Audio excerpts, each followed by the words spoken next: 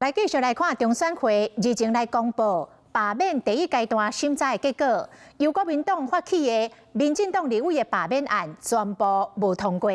国民党的立委赖士宝讲，伊的服务处的电话，互支持者卡甲用要小气，骂国民党无奖治。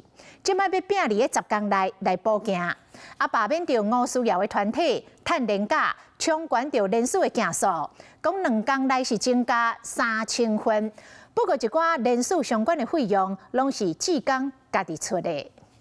那样罢免民进党立委吴思瑶的团体，并10天内第一阶段补件完成，趁228日连假，2天内一群加3000份的人数数，毕竟时间的压力不小。也毋过传出党中央催化支持，说无出人。其实我们这次摆摊的话，前期我们有租借，就是向那个台北市政府申请路权的部分，确实那个押金是我们自己出的，但是因为那个押金会退还，所以截至目前为止，我觉得都还 OK。到了都爱家己开钱，更加积极讲有青鸟加做支持者，化工的人数煞提未出身份证，眼前未少难关。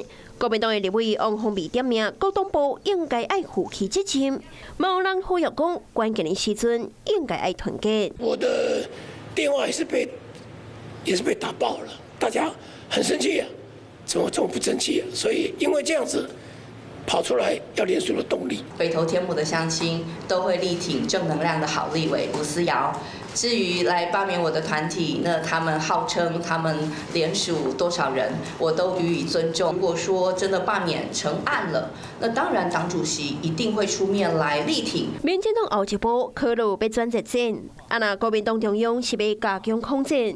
是讲在记者会所将罢免王宏伟团队志刚的名字公布，引发着争议。在节目上化名阿美，而本名叫做的这位小姐呢，慕容空战文宣组组长，在这个删除危害的氪金公骂群组里面，不断的跟大家明明知法，却要教大家犯法。罢免王宏伟的团体啊，他们有活动，但是我们也有支持者啊，去说支持王宏伟，支持王宏伟。那所以在这个过程里面，我觉得很重要的是，这个公民罢免的过程里面有没有违法违规的事情？针对志刚个人的资料洪漏泄，民团也讲已经请律师团队采取相关的法律行动，转台大罢免条，各地政会是愈烧愈严重。